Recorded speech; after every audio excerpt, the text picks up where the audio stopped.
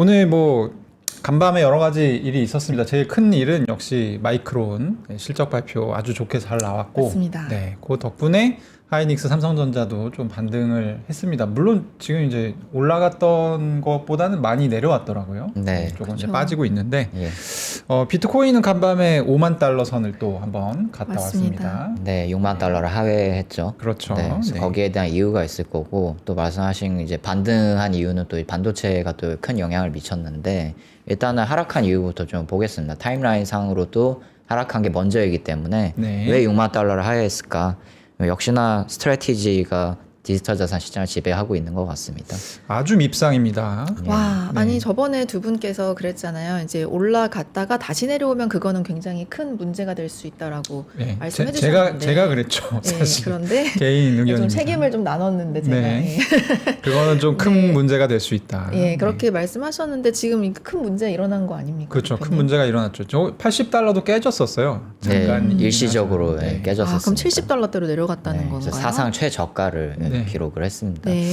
이게 뭐 정해진 건 없거든요, 사실. 그래서 뭐 그러니까 이게 만들어진 이후로 최저 가격 아닙니까, 사실? 네, 만들어진 이래로 2025년 7월에 발행이 처음 됐거든요. 네. 이래로 지금 최저가를 경신을 했고요. 그다음에 또 뭐 80달러 선을 금방 또 회복하긴 했지만 또 직전 뭐 최저가 80달러 후반선은 한참 못 미치는 수준에서 지금 거래를 마쳐가지고요. 네. 시장 우려가 또 확산되고 있는 그런 상황입니다. 근데 이게 또 하나 더 우려가 크다라고 할 수 있는 거는 지금 보면은 이 뭐 명목 배당 수익률 STRC 스트래티지 연구 우선주죠. 네. 이게 11.5%로 픽스가 돼 있는데 이게 또 실제 수익률은 주가의 변동에 따라서 또 바뀝니다. 바뀌죠. 네, 그래서 주가가 하락할수록 실제 수익률, 배당 수익률이 높아지는 구조인데 네. 그게 지금 너무 이제 떨어지다 보니까 14% 이상으로 오른 상태거든요.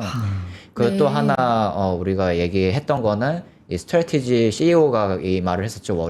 이번 주 월요일에 우리가 STRC 100만 달러어치 매수했다라고 또 얘기를 했습니다. 그런데도 지금 이런 결과가 나왔다라는 거에서 시장은 더 큰 우려를 하고 있다. 예, 그렇게 또 말씀을 드릴 수 있습니다. 네. 네.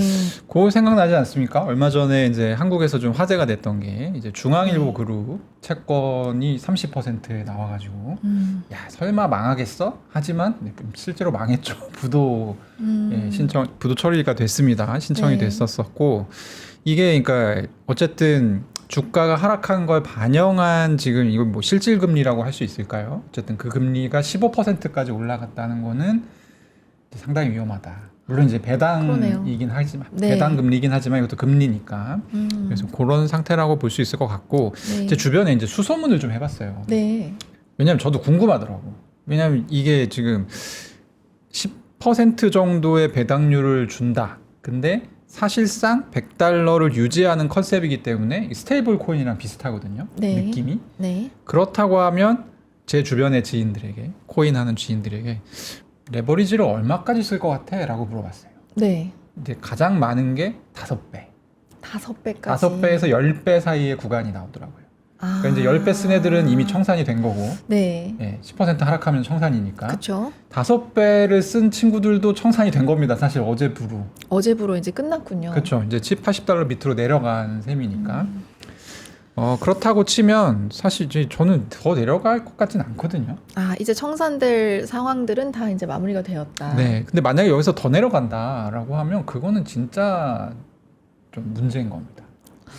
불안한데요. 네. 그렇게 말씀하시니까 진짜로 저는 문제인 안심이 겁니다. 되는 게 아니라 더 불안한데. 그러면 이제 이거는 거의 이제 회생이 좀 어려운 수준으로 가는 이 이제 우선주 자체는. 우선주 네. 자체는 네. 지금 네. 엠나브는 또 그럼 어떻게 되는 거예요? 예, 그래서 또 이게 스트래티지의 그 선순환 구조, 플라이 힐이 계속 작동을 하려면은 저희가 항상 말씀드렸던 M 나브가 어떻게 되느냐 이것도 봐야겠죠. 네. 그래서 봤더니 M 나브가 지금 비트코인 가격이 내려갈수록 손익분기 M 나브가 높아지는 구조라고 한번 말씀을 드렸었잖아요. 네, 근데 손익분기 M 나브가 저희가 저번 주에 얘기했을 때만 해도 1.3 수준이었거든요. 근데 이제 비트코인이 네. 6만 달러 선과 5만 달러 선을 왔다 갔다 하는 수준으로 내려가면서 손익분기 M나브가 1.42까지 지금 올라온 상태입니다. 그런 상태에서 현재 M나브가 얼마냐라고 봤을 때 1.06 수준으로 계산이 되고 있거든요, 지금. 그럼 이제 손익분기 엠나브와 실제 엠나브가 이 격차가 굉장히 커지는 그런 현상이 지금 발생을 하고 있습니다. 아, 이게 굉장히 정리가 잘 된 자료네요. 그러니까 딱 한눈에. 보니까 쉽네요. 그러니까 결국에 1.42는 돼야 지금 현 상황에 네, 지금 문제가 없는 1.06에 건데. 내려가 있다 지금. 네. 네, 엠나브가 누워 있다. 네, 원래는 1.1 수준이었거든요. 네. 1.1도 하회를 하면서 이렇게 되면은 엠나브가 이렇게 유지가 되면은 무슨 문제가 생기느냐? 저희가 또 말씀드렸던 것처럼 신주 발행을 하기가 굉장히 어려워진다. 그렇게 되면은 신규 자금을 조달을 할 수가 없다. 그럼 비트코인 못 사겠죠. 왜냐하면 맨날 스트래티지가 신주 발행이나 전환사채 발행한 걸로 통해서 비트코인을 신규 매입을 했었는데 신규 자금 조달이 없어진다라고 하면은 비트코인을 더 이상 매입하기가 어려워지는 거죠. 그래서 우리 최근 몇 주간 보면은 스트래티지의 비트코인 매입량이 실제로 굉장히 크게 줄었죠. 그래서 이런 현상이 계속 반복이 되면은 스트래티지가 비트코인을 매도할 수 있는 시나리오도 생길 수 있다. 라는 네. 또 시장 공포가 생겼다라고 말씀드렸는데 어제 STRC가 한때 $80까지 하회를 하면서 나스닥은 그때 당시 같은 시각에 한 0.2% 수준으로 소폭 하회한 수준이었거든요. 네, 어제 네. 뭐 거의 네. 완전 보합에서 왔다 갔다 하고 있었어요. 맞습니다. 네. 뭐 약횡보와 뭐 강횡보 사이를 왔다 갔다 하고 있었는데 비트코인은 이 정도로 크게 하락을 했다라는 건 역시나 스트래티지 때문이다라는 게 지금 전문가들의 지배적인 의견입니다. 근데 그럴 수밖에 없는 게 사실 마이클 세일러가 했던 말이 있잖아요. 네. 그 BPS를 높게 하는 게 우리의 그동안의 목표였지. 뭐 네. 비트코인 안 판단 말은 안 했다라는 이야기를 하면서 이걸 정당화했는데 이제는 그 구간이 오히려 더 멀어진 상황이잖아요. 그렇죠. 네. 네. 그러면 그래서- 굳이 왜 했냐는 질문이 또 나올 수밖에 없는 상황이거든요. 근데 이 사람은 이미 한번 말을 바꿨기 네. 때문에 비트코인 안 팔겠다고 했다가 그거는 내가 안 팔겠다는 게 아니라 너네 보고 팔지 말라고 아 한 거다. 맞아요. BPS도 우리가 뭐 다른 뭔가 변명이 나올 수 있죠. 너네 개인적 BPS를 말한 그렇죠. 거다 이렇게 네. 말할 수도 있는 거고. 너네가 네. 이렇게 인당 비트코인을 더 많이 보유하라고 올렸다. 약간 이런 식으로 얘기를 할 수가 있죠. 맞아. 그래서 그 인터뷰를 제가 봤는데 네. 너희가 뇌가 반이라도 있는 사람이라면 너네는 내 말을 이해했을 것이더라고 굉장히 이걸 오해한 사람들을 무시해서 네. 저도 약간 발끈했거든요 그 인터뷰를 보고. 또 싸움 붙이는 기술이 상당하십니다. 네. 그러니까요. 그래서 제가 박상엽 편집장님께 어떻게 인맥을 동원해서라도 아. 마이클 세일러 의장님을 여기다 갖다 놔라. 갖다 놔라. 데려다 놔라. 이 캐시우드와 이 네, 밀러 화이트하우스를 밀러 빈 화이트하우스 백악관 이어서. 아저씨에 이어서 제가 네. 그 미국 현지에 가서 마이클 셀러하고 인사도 한 적이 있습니다. 사실. 와 정말요? 네, 물론 인사밖에 못했지만 아 하이 이러셨나요? 하이. 그거보다 조금 더 얘기하긴 했습니다. 네, 네. 네. 근데 물론 지금 이제 워낙 핀치에 몰려 있는 상황이고 얼마나 인터뷰하자고 물어뜯는 기자들이 많겠어요. 예, 그쵸. 당시에 그래서 저도 인사하면서 인터뷰 좀 가능하냐라고 했는데 어렵다고. 바로 어렵다고. 바로 어렵다 네, 왜냐하면 그랬구나. 지금 다른 사람하고 얘기 중이다라고 돌려 말하긴 했으나 네, 사실상 안 된다는 얘기죠. 네. 우리는 상냥하게 대할 것이라고 꼭 전달 부탁드립니다. 네, 한 번 더 제가 시도를 해보겠습니다. 감사합니다. 결투장을 던졌습니다. 이 변호사님이. 아니 상냥해야 돼요. 저희 네. 데려오려면 어쨌든. 모셔오려면. 근데 네. 사실 이제 이 브레이크닙은 그 엠나브를 넘지 못하게 됐을 때 발생하는 상황에 대해서는 저희가 네. 이제 여러 차례 방송에 설명드렸기 때문에 이 방송 보시는 분들은 다 이제 이해하고 계실 겁니다. 그래. 안 좋다고 했는데 그 상황이 실제로 닥쳤구나. 예. 이렇게 이제 이해하고 계실 텐데 그러면은 이게 이제 다음 수순은 뭡니까? 우리가 예상했던 게 다 그대로 그쵸. 지금 이루어지고 있는데. 네, 그래서 우리가 진짜 예상했던 시나리오가 다 나오고 있고, 네. 그리고 또 커뮤니티에서도 이제는 3프로 TV에서 얘기했던 얘기들 그대로 하고 있습니다. 어. 오 정말요? 저희가 한번 말씀드렸던 게 트릴레마에 빠져 있다 스트래티지가. 그렇죠. 네네. 얘기를 네. 하면서 STRC, 비트코인 아니면은 스트래티지 보통주 MSTR 셋 중에 하나 포기해야 된다. 네, 셋 중에 하나 버려야 하는 그런 위기에 직면을 했다라고 말씀드렸는데 지금 외국 커뮤니티에서 똑같은 말이 지금 나오고 있습니다. 제가 지금 X에서 지금 갖고 온 건데 이렇게 어저께 마이클 세일러가 네. MSTR, STRC 이런 역대 수익률을 이렇게 비교를 하면서 우리 지금 잘하고 있습니다라는 취지로 X에 글을 하나 올렸었거든요. 그랬더니 여기에 댓글을 이제 단 건데 이분이 네. 이제 우리가 이제 말씀드렸던 것처럼 STRC, 비트코인, MSTR 셋 중에 빨리 포기하세요. 이 얘기를 지금 하고 있는 거거든요. 근데 지금 상황으로 봤을 때는 뭐 스트래티지가 앞으로 어떻게 할지는 모르겠습니다만 지금 현재 상황만 보면은 아무래도 MSTR을 좀 버리는 구조로 가고 있지 않나. 그게 좀 시장에서 드러나고 있지 않나라고 좀 확인을 해볼 수 있는 게 일단 어제 MSTI 보통주가 엄청나게 떨어졌습니다. 네. 하루 새 10% 정도 하락을 해서요. 네. 예, 그리고 또 우리가 상상했던 시나리오 중에 제일 좀 확률이 큰 시나리오로 STRC를 버리자니 액면가가 100달러로 맞춰져 있는데 액면가하고 디패깅이 이렇게 크게 나버리면은 시장 신뢰를 잃을 가능성이 있어서 스트래티지가 STRC를 버릴 가능성 낮다라고 말씀을 드렸었죠. 네. 그러면 뭐 비트코인을 뭐 매도를 하거나 MSTR을 더 발행을 해가지고 거기서 이제 없는 자원이라도 모아서 뭐 이제 STRC를 살리던가 이렇게 해야 되는데 아무래도 비트코인도 대량 매도하기에는 시장 센티멘트가 안 받쳐주는 상황이다. 그럼요. 왜냐하면 32개 몇 주 전에 한번 팔았었잖아요. 네. 그때 시장 충격이 엄청 났었죠. 대량 매도하기도 좀 어려운 상태고 그러면은 그나마 선택할 수 있는 건 뭐냐? MSTR 보통주를 엄청나게 또 발행을 해가지고 거기서 자금 조달을 하는 거다라고 말씀드렸는데 아무래도 시장은 그 부분을 똑같이 우려하고 있는 게 아닌가 지금. 그래서 MSTR이 어제 10% 하루 새 하락을 했다라는 점 말씀드립니다. 네. 이 전주에 그러니까 네. 이번 주 월요일에 사실 스트래티지가 비트코인 3천만 불 어치를 샀다라고 공시를 또 했잖아요. 네. 트위터 통해서 이제 얘기를 했었는데 그때 원래는 이 자금 자체를 이 MSTR 보통주를 판매해가지고 3억 달러를 조달한 다음에 그 중에 3천만 달러로 비트코인 산 거였거든요. 그래서 이제 저희가 그때도 얘기했습니다. 요렇게 하면 BPS에 굉장히 큰 악영향을 미치는데 이게 용인되는 유일한 경우의 수는 지금부터 비트코인이 크게 떨어지는 거다. 예. 네, 떨어진 상태의 비트코인을 앞서서 펀딩한 돈으로 사게 되면 그거는 조금 이제 정당화된다라고 말씀드렸는데 실제로 그런 전략을 준비하는 건지는 모르겠습니다만 네. 어쨌든 이제 MSTR을 팔아가지고 이제 자금을 조달하는 쪽으로 갈 수밖에 없게 된 그런 상황입니다. 그렇다고 하면 MSTR 지금 대체제로 또 많이 투자하셨거든요. 디지털 네. 자산 투자자들이 예. 비트코인 하면서 이제 특히 이제 뭐 국민연금 같은 것들도 많이 샀었고 비트코인 못 사니까 거기서는 이제 큰 손해를 볼 가능성이 높아지지 않았나 그런 또 예상도 그러니까요. 해볼 수 있죠. 네, 네. 그 말씀하셨던 것처럼 우리나라 국민연금 같은 경우도 스트래티지에 일부 투자돼 있거든요. 네. 그래서 그 시나리오대로 진짜로 MSTR을 발행해서 STRC를 살리는 구조로 간다면은 MSTR 주가는 지금보다 더 떨어질 수 있다. 라는 게 좀 어느 정도 고려할 만한 시나리오인 것 같습니다.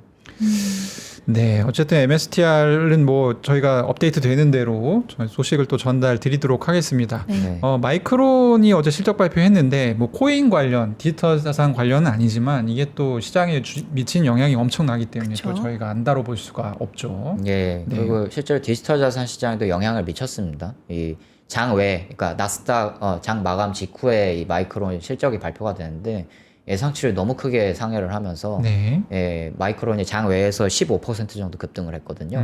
예, 시간 외 거래에서 네. 시간외 거래에서 15% 급등을 했는데 그래가지고 이제 STRC 같은 것도 70달러 후반까지 떨어졌다가 시간외 거래에서 81달러, 82달러까지 살짝 올랐었거든요. 예, 그래서 아무래도 반도체 섹터가 너무 강력하게 오르다 보니까 다른 섹터도 아주 적지만 어느 정도 낙수 효과를 받았다라는 또 전문가 의견이 나오고 있고요. 그리고 또 그 같은 시간에 네. 비트코인도 6만 달러를 하회했었는데 6만 1000달러 수준까지 일시적으로 잠깐 올랐었습니다. 네. 그래서 어느 정도 지금 위험 자산 자체가 반도체 슈퍼사이클에 큰 영향을 받고 있다라고 좀 네. 해석을 할 수 있습니다. 그래서 얼마나 크게 상회를 했냐 이 실적을 봤더니 일단 시장 전망치 팩트셋에서 나온 것보다 16% 상회를 했고요. 우리가 가이던스는 당연히 넘어야 되고 시장 예상치를 상회를 해야 된다. 그 점을 중요하게 말씀드렸는데 시장 예상치조차 크게 지금 상회를 했다라는 거 지금 확인을 할 수 있습니다. 그러니까 시장 전망치를 과연 너무 높게 잡은 거 아닌가 그걸 어떻게 넘어 했는데 훨씬 넘어서 또 그게 또 굉장히 쇼킹했던 그런 뉴스였던 것 같아요. 요게 네. 이제 깨알 같은 설명을 좀 드리면 네. 3분기 실적 이렇게 돼 있는데 미국은 이제 회계 연도죠. 회계 연도가 4월, 5월 이렇게 이제 3분기입니다. 네. 그래서 네. 그게 이제 3분기 실적이지만 한국으로 3분기면은 이제 언제입니까? 7, 8, 9잖아요. 맞네. 네, 7, 맞습니다. 8, 9. 네. 네, 그거랑 다르다는 거 말씀을 드리고 3분기 실적도 괜찮게 나왔는데 4분기 가이던스가 굉장히 좋게 나왔어요. 네. 같이. 그래서 그러다 보니까 이제 시간에서 15% 정도 오르는 기염을 토했고, 그러니까 사실 이게 그렇게 비트코인 가격에 좋은 일은 아닙니다. 그 풀어주시죠. 아니 왜냐면 안 그래도 AI 주식만 가고 비트코인 못 갈 때 이랬는데 이게 지금 실적으로 또 확인이 됐잖아요. 네. 그리고 이제 어제 나스닥은 아까 설명 주셨지만 거의 0%에서 왔다 갔다 하고 있는데 비트코인 혼자 마이너스 3, 4% 떨어지면서 눕고 있었거든요.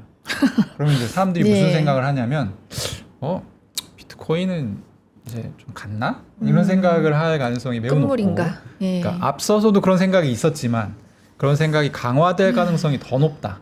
그래서 네. 지금 반짝 상승하긴 했지만 사실 그대로 놔두게 되면 또 뭐 사겠어요? 지금 돈 있으면 또 마이크론 사겠죠. 마이크론 사겠죠. 마이크론 사지 않겠습니까? 네. 이 실적이 의미하는 것 자체가 반도체 슈퍼사이클은 더 간다라고 그렇죠. 또 볼 수가 있어서 말씀하신 대로 우리 디지털 자산 시장에는 뭐 장기적으로 봤을 때 좋은 건 아니다라고 또 볼 수 있는데 그렇다고 해서 반도체 슈퍼사이클 또 갑자기 급격하게 꺾인다? 꺾이면 또 떨어지겠죠. 네. 그것도 안 그래서- 좋잖아요. 네, 그래서 어느 정도 하향 곡선을 영착륙을 하는 게 디지털 네. 자산한테는 좋다라고 또 생각이 되고 또 하나는 디지털 자산 자체에 어떤 좋은 사이클이 얼른 유입이 돼야 된다. 근데 지금 너무 스트래티지 같은 공포라든가 이런 게 좀 부정적인 요소들이 많다 보니까 이런 것들이 좀 어느 정도 공포 분위기가 해소되고 디지털 자산 지금 기저에서 일어나고 있는 어떤 좋은 인프라 구축 소식들이 어느 정도 물밑으로 올라와야지 수면 위로 올라와야지 어느 정도 상승을 할 수 있다 디지털 자산이 그런 반응이 좀 많이 나오고 있습니다. 저 그냥 문득 궁금한 건데 스트래티지 A가 다시 한번 나와서 그냥 약간 분노에 차서 궁금한 건데 그 세 가지 중에 하나를 이제 포기를 해야 되는데 스트래티지 입장에선 지금으로서는 MSTR을 조금 포기하는 것으로 보인다라는 건데 근데 그 댓글에서는 STRC를 아예 버렸으면 좋겠다 막 이런 약간 극단적인 이야기가 있었잖아요. 근데 그게 가능은 한 거예요. STRC를 아예 확 버리는 게. 가능은 합니다. 왜냐하면 STRC를 버려도 법적으로 그 배당을 줘야 될 책임은 없습니다. 스트레티지가. 그 법적으로는 그렇겠죠. 네. 근데 시장 신뢰는 확실히 잃겠죠. 네. STRC 같은 이제 연구 우선주 수익률이 굉장히 높은 연구 우선주를 발행을 했는데 그게 더 이상 의미가 없어진다. 그럼 이제 스트래티지가 다음에 뭘 찍어내든지 간에 시장은 신뢰를 안 할 가능성이 높겠죠. 그렇기 때문에 스트래티지는 STRC는 살려놓을 가능성이 높다라고 보고 있는 게 전문가들 견해고요. 네. 이 비유하자면 네. 이야기 약간 쉽게 제 나름대로 이렇게 좀 비유를 들어보자면 네. 지금 망망대해에 조각배가 하나 떠 있는 거예요. 돛담배. 네, 외롭게. 돛담배. 여기서 네. 돛이 STRC입니다.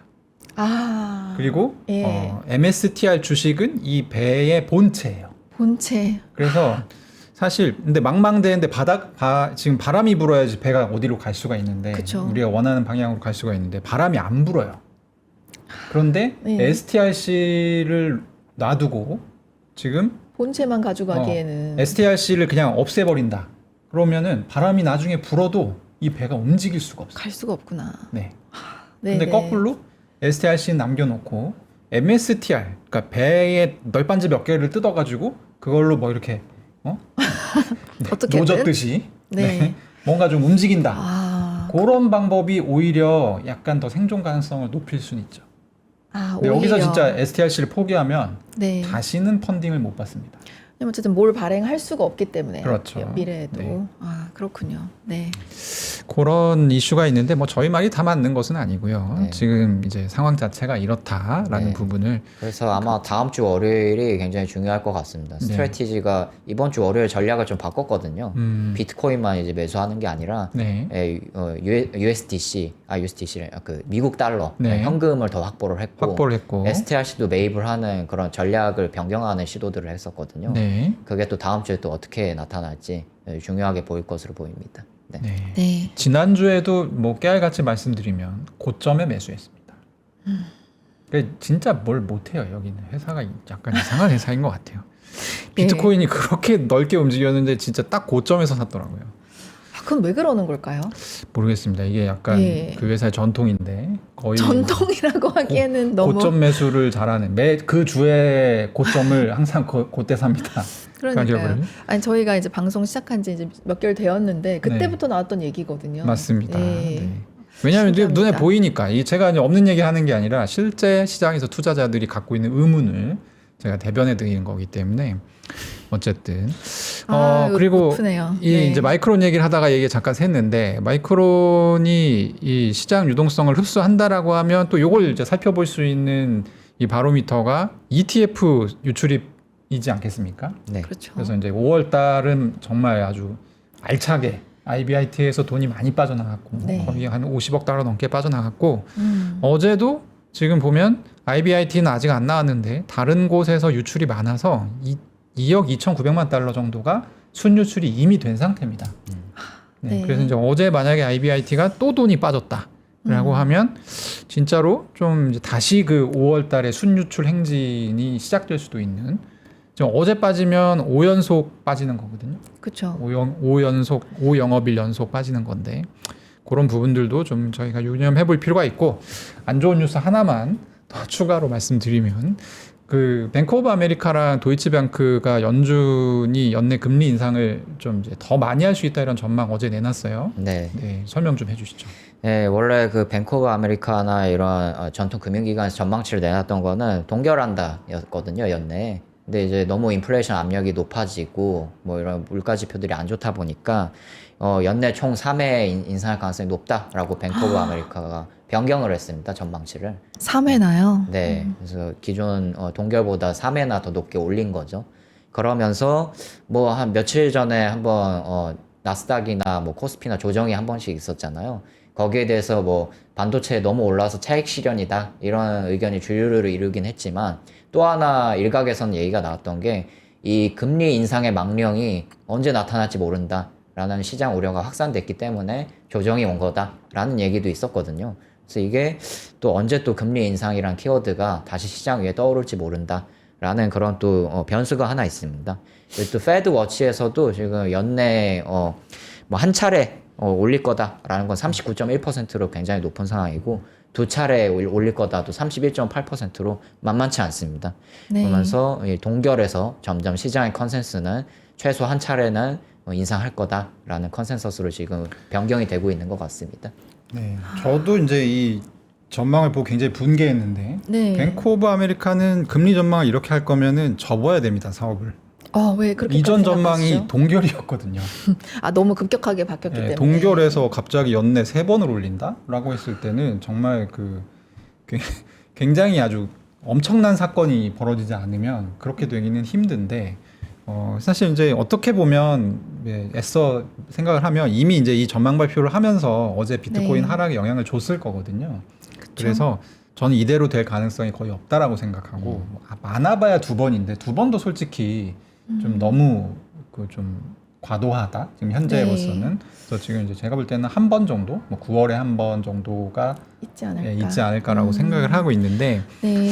어쨌든 요게 네. 만약에 이제 3번이 아니라 뭐 2번, 1번 이렇게 줄어든다라고 하면 그게 또 상승의 재료가 될 수 있기 때문에 그런 측면에서는 또 어떻게 보면 좋은 내용이라고도 네. 저희가 볼 수 있겠습니다. 아니 근거를 보니까 사실 맞네요. 뭐 네. 엄청난 일이 근거가 된 건 아니고. 다 이게 근거가 뭐 여태까지 케비너 있어 씨 왔던. 발언이 생각보다 매파죠. 이거 원래 네. 매파인 거 모르는 사람 없었잖아요. 네. 그렇죠. 원래 늘 매파였기 때문에. 네. 어쨌든 그런 알겠습니다. 상황인 것 같습니다. 네. 그리고 이제 한국 뉴스가 어제 재밌는 게 하나가 나왔는데요. 뭐 대부분의 투자자들한테 해당되는 얘기는 아닌데 또 투자자들이 이런 유튜버라든지 아니면 텔레그램 방에서 또 이렇게 이제 좋은 정보를 주시는 그런 분들이 또 많이 있거든요. 이 생태계에 연관이 되는 문제라서 네. 소개를 좀 해주시죠. 네, 금융위원회 산하 금융정보분석원에서 보도자료를 어제 하나 내놨는데 내용은 뭐냐라고 봤더니 해외에서 가상자산 사업하는 사람이라도 국내에서 영업을 하게 되면은 국내 이용자들 대상으로 영업하게 되면 가상자산 사업자 라이선스를 취득을 해야 되고 그리고 그 가상자산 사업자 취득을 안 한 사업자를 돕는 뭐 예를 들면은 말씀 주신 뭐 인플루언서들이 있죠. 이런 레퍼럴을 통해서 홍보를 하는 그런 미신고 사업자를 홍보를 하는 인플루언서들도 처벌 대상이 될 수 있다. 형사처벌까지 될 수 있다. 라는 그런 취지의 보도자료를 내놨습니다. 근데 제가 하나 재밌게 본 거는요. 뭐 재밌게 봤다기보다는 좀 중요하게 봐야 될 것 같다. 라고 생각이 네. 된 부분은 지금까지 FIU가 이런 미신고 사업자 단속을 했을 때 중요한 기준으로 봤던 거는 한국어 서비스를 제공하느냐 마느냐였거든요. 그래서 한국어 서비스를 제공하면은 미신고 사업자인데 왜 국내에서 이렇게 한국어로 홍보를 해 네. 하면서 제재 조치를 취했었거든요. 그래서 그 외에는 많이 손을 안 대는 편이었는데 FIU가 이번에 보도자료에서 나온 거는 한국어 서비스 미제공 등으로 국내 영업 사실을 교묘하게 은폐하면서 서비스하는 사람 이것도 불법이 될 수 있다라고 또 이렇게 명시를 해놨습니다. 그러면서 이 제재 범위가 더 확대가 될 수도 있겠구나라는 그런 또 생각이 드는 그런 대목이었습니다. 그러니까 이게 사실상은 네. 저게 되게 재밌는 게 한국에 적법 신고를 해야지만 저게 해당이 안 되거든요. 근데 외국 업체들은 아예 저 신고를 받아주질 않아요. 그러니까 이제 국내에 아마 적법 신고 사업자가 28개인가 있을 겁니다. 네. 그거 제외하고 다른 어떤 거래소, 해외 거래소를 홍보하는 행위를 했다. 그럼 걸리는 거예요. 그러니까 예전에는 이제 영어로 하면 그래도 한국인들을 대상으로 한 영업은 아니라고 이제 그 의도를 그렇게 생각을 해줬다면 한국어가 없으면 한국어가 없으면. 그 플랫폼에 한국어 서비스가 없으면 뭐 그거까지 뭐 어떻게 약간 이랬는데 지금 굉장히 이제 그 강도를 높여서 그러네요. 이젠 영어로 돼 있어도 뭐 어느 영어로 언어로 돼 돼 있어도, 있어도 네. 무조건 문제가 될 수는 있다. 네, 아마 일반 투자자들께서는 이걸 직접 하시는 분은 거의 없으실 거고요. 네. 근데 또 이제 뭐 SNS, X에 좀 밝으신 분들은 또 이제 요게 이제 링크만 나오면 사실 할 수가 있거든요. 그런가요? 네, 레퍼럴 추천을 받아서 뭐 이런 부분들 약간 이제 친구가 많은 사람들도 할 수가 있기 때문에 그런 부분들은 형사처벌 대상이 될 수 있으니까 좀 주의하시는 게 좋겠다. 네. 이런 내용이었습니다. 네. 네. 그리고 마지막으로 네. 비탈릭 부테린이 저희가 이제 저번에 한번 얘기했었죠. 이더리움 그렇죠. 재단이 연에 3천만 달러씩 쓰고 있는데 이거 못 줄일 거다. 맞아요. 네. 딱 그 얘기 하자마자 이 뉴스가 나왔죠. 나오네요. 네. 예산 40% 정도 축소를 하겠다. 네. 근데 뭐 계획이죠, 사실. 네, 계획이고 일단 인력은 감축을 했습니다. 20% 감축을 했다고 했고요. 근데 이 감축한 인력을 바깥으로 좀 뺀 것 같아요. 이더랩스라는 것도 따로 외부에 만들어가지고 네. 탈퇴한 인력들이 거기에 이더랩스에 많이 소속되어 있는 걸 제가 확인을 했거든요. 그래서 이제 재단 내부로 이제 돌리는 게 아니라 외부로 돌려서 재단 자금을 좀 아끼는 식으로 좀 가려는 것 같고요. 그렇게 인력 축소를 했고 그 또 하나 눈여겨봐야 될 거는 긴축할 여지가 충분히 있다라고 비탈릭 부테린이 말하면서 예산 약 40% 축소할 계획이다라고 했는데 주요 내용 중에 하나는 데브콘이라는 굉장히 큰 행사가 있거든요. 네. 이더리움에 저도 이 행사에 간 적이 있는데 이 정도로까지 행사를 크게 할 필요가 있을까? 라는 생각을 했었거든요, 사실. 네. 그 정도로 네, 좀 엄청, 거한 성대하게 행사였나 보죠? 하는 행사예요. 네. 호텔 하나를 통째로 빌린다던가 와, 예. 그런 식으로 해서 굉장히 스케일이 큰 행사인데 이 정도로까지 크게 할 필요는 없을 것 같은데 라는 생각을 사실 개인적으로 했었는데 역시나 재단 내부에서도 이런 부분들을 충분히 줄일 수 있겠다라고 해서 데브콘을 축소하겠다라고 했고 이미 탈퇴한 토마시라는 전 공동이사가 있거든요. 이더리움 재단 공동이사가 있는데 이분이 탈퇴하기 전에 했던 말이 데브콘 올해를 마지막으로 끝내야 된다라는 얘기까지 했었거든요. 아예 그래서, 없애버리겠다. 네, 없어버려야 한다. 네, 맞습니다. 그래서 이더리움 재단이 확실히 이 긴축 재정에 나서는 모습을 보이고 있다. 그렇게 볼 수 있을 것 같습니다. 사실 근데 데브콘이 했었던 여러 가지 역할들이 있거든요. 가령 네. 새로운 데브콘을 통해서 이제 새롭게 등장했던 개념들도 많아요. 네. 사실 어떤 게 있죠? 계정 추상화라든지 계정 추상화라는 개념이 있습니다. 그게 뭐냐면 이제 전자지갑은 원래 우리가 사용하는 인터넷 플랫폼 서비스들처럼 이렇게 이렇게 내가 비밀번호를 설정하거나 바꾸거나 이렇게 하지를 못해요. 네. 근데 이제 그 전자지갑 특유의 속성이 있는데 그러니까 이것 때문에 너무 불편하니까 일반 유저들이 지금 쓰고 있는 웹2 이제 지갑이랑 동일한 어떤 UI를 뒤에서 만들어주는 거죠. 이제 계정 추상화라는 게 그런 데 사용되는 개념인데 그런 부분들도 이제 사실 데브콘을 통해서 굉장히 심도 깊게 논의가 됐었고 그래서 만약에 이게 실제로 이루어진다라고 하면 이더리움의 주요 업데이트를 마치 생태계 사람들이 다 모여서 축제처럼 논의하는 그런 장은 또 없어지는 겁니다. 그거는 아쉽네요. 네.